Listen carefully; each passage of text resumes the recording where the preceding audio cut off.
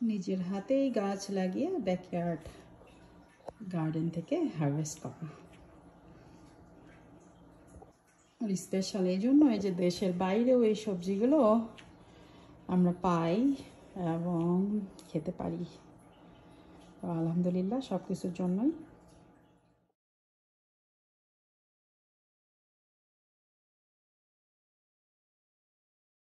বন্ধুরা, আজকের রান্নাটা একটু স্পেশাল, কারণ আজকে রান্না করব সব ব্যাকইয়ার্ড গ্রো ভেজিটেবলস দিয়ে। আছে ফ্রেন্ডের গাছের করলা, এখানে আছে শিম, তারপরে সবচেয়ে মজার যেটা, এটা হচ্ছে পাট শাক। এটা হচ্ছে আমার ননদের হাজব্যান্ডের গ্রো করা। এখানে আছে বেগুন। ঠিক আছে, দেখা যাক এগুলো দিয়ে আমি কি রেসিপি বানাই। আছে আরেক ফ্রেন্ডের গাছের মরিচ, নাগা মরিচ, ছোট ছোট মরিচ, কিছু খাওয়া হয়ে গিয়েছে, ভীষণ ঝাল। তো দেখি এটা দিয়েও রান্না করব। তো এখন আমি রান্না করব পাট শাক। তেল দিয়ে দিলাম, এখানে দিয়ে দেবো একটু গোটা জিরা। আমি এখানে কয়েকটা শুকনো মরিচ ভেজে নিলাম সুন্দর মচমচে করে। তারপর আমি এখানে রান্না করব পাট শাক। পাট শাকটা অনেকের পছন্দ কিনা, বাট আমার খুব পছন্দ। এখানে তো সবসময় পাওয়া যায় না, বাসায় যারা গ্রো করে তখন খাওয়া হয়।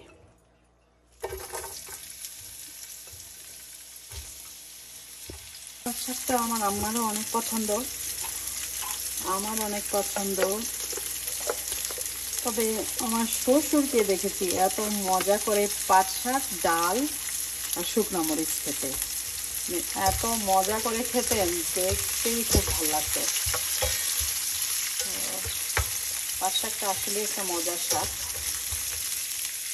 আমাদের এখানে পাওয়া যায় না, ফ্রোজেনটা পাওয়া যায়। আর নাহলে কেউ ব্যাকইয়ার্ডে গ্রো করলে তখন খাওয়া হয়।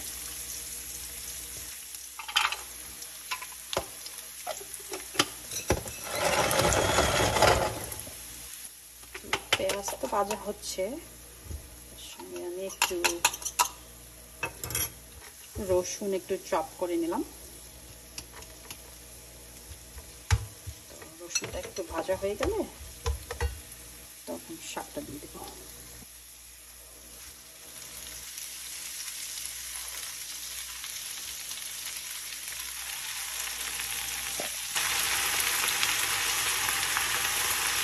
এখানে লবণ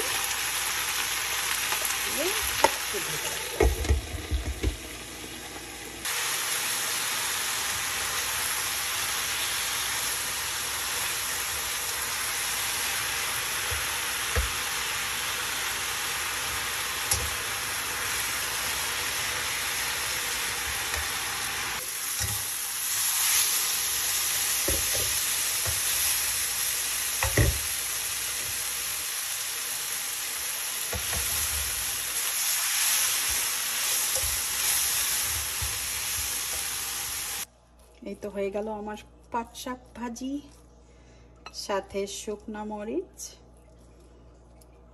তো খেতে ভালোই হয়েছে। জানি না কে কিভাবে রান্না করেন, আমি তো ওইভাবেই করলাম। তো মজাই লাগছে, আলহামদুলিল্লাহ।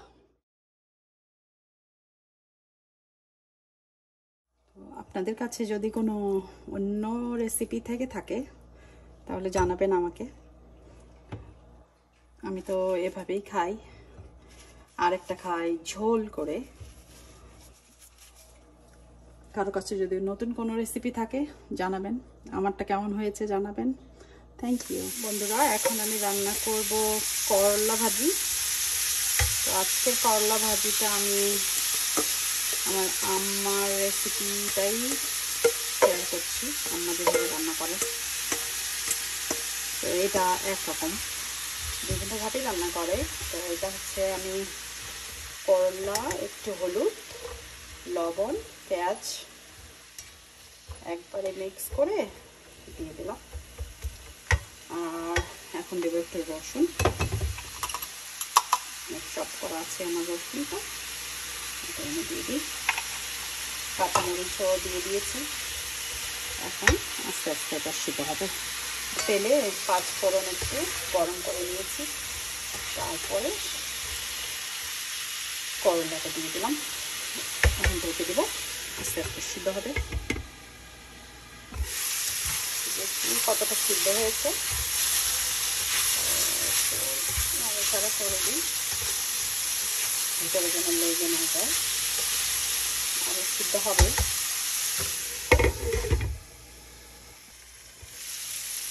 তো আমি এখানে কয়েকটা শ্রিম্প অ্যাড করলাম। শ্রিম্পটা কুক করাই থাকে। আমি দিয়ে দিলাম একটু 5-6 মিনিট কুক হলে আমি এটা ফ্রোজেন থাকে, তো ফ্রোজেন থাকার জন্য এটা একটু রান্না করার সময় একটু 6-7 মিনিট ফ্রাই করলেই হয়ে যাবে। এখন মোটামুটি ফ্রাই হয়ে গেছে, নিচের দিকে লেগে যাচ্ছে, সিদ্ধ হয়ে গেছে। করলা তো অনেকে আলু দিয়ে রান্না করে, অনেকে টমেটো মাছ ঝোল করে, বিভিন্নভাবেই করা যায়। আমি আজকে একটু ফ্রাই করলাম অল্প চিংড়ি মাছ দিয়ে, শিম দিয়ে।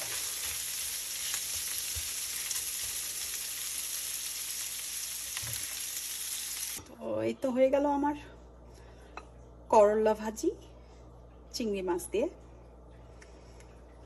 আশা করি ভালোই হয়েছে, টেস্ট করে দেখেছি ভালো হয়েছে। আমার করলা ভাজি। এখন আমি রান্না করব শিম ভাজি। তো এখানে একটু জিরা, কালো জিরা, জিরা দিয়ে একটু ফ্রাই করে নিলাম। তারপরে দিয়ে দেবো পেঁয়াজ,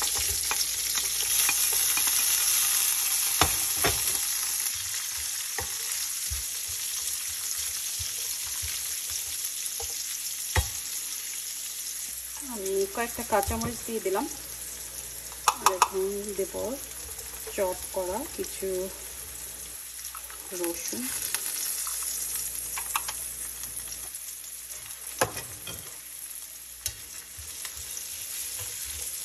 রসুনটা একটু ফ্রাই হয়ে গেলে শিমটা দিয়ে দেবো।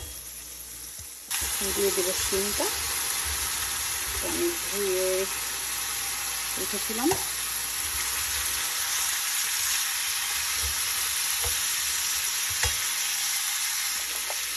একটু দিয়ে দেবো সল্ট,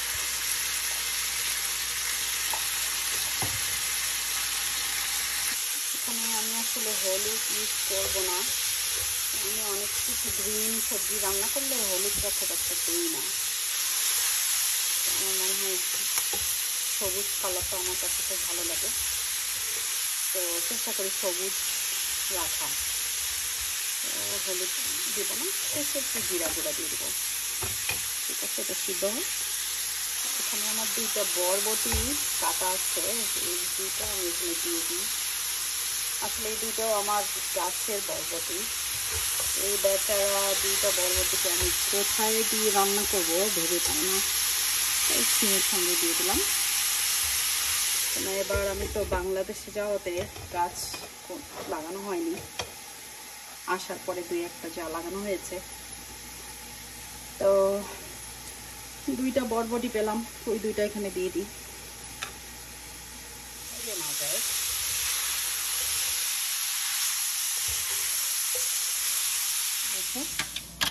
তাই আমি এয়ার ফ্রায়ারে একটু জিরে গুঁড়ো গরম করে নিলাম। এটাই আমি গুঁড়ো করে শিম ভাজিতে ইউজ করবো। দিয়ে 10 মিনিট একটু ভাজা ভাজা করে নিলে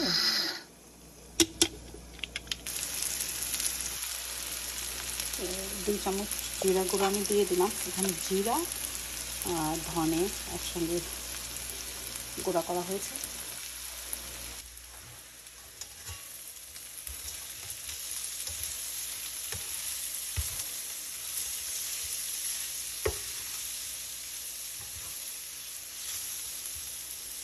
অলমোস্ট রেডি, সুন্দর সিদ্ধ হয়ে গেছে। একটু 2-3 মিনিট ফ্রাই করে নামিয়ে নেব। শিম রান্না তো শেষ, এখন এটা তুলে ফেলবো। এই তো হয়ে গেল আমার শিম ভাজি রান্না। তো আজকে আমি 3টা ট্রেডিশনাল রান্না করলাম, করলা ভাজি, পাট শাক ভাজি, শিম ভাজি। আসলে ট্রেডিশনাল রান্নাগুলো খুব একটা করা হয় না, তো যখন করতে পারি খুব ভাল লাগে। সবজি রান্না করতে খুব ভাল লাগে, আমার খেতেও ভাল লাগে। তো তাই আজকে শেয়ার করলাম আমি কিভাবে এই ট্রেডিশনাল সবজিগুলো। হয়ে গেল আমার রান্না, পাট শাক ভাজি, করলা ভাজি শিম দিয়ে, চিংড়ি মাছ দিয়ে, আর শিম ভাজি।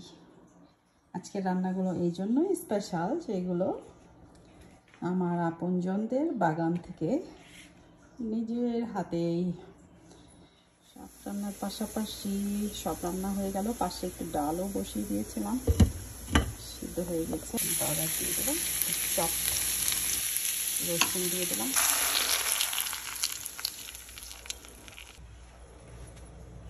তো এই তো ডাল রান্নাও শেষ হয়ে গেল।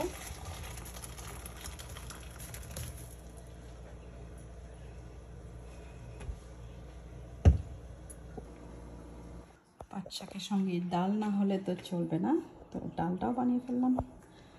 এই তো হয়ে গেল আমার রান্না আজকের মতো শেষ। Thank you. ট্রেডিশনাল রান্নাগুলো ভালো লাগলে আমার সাথেই থাকবেন।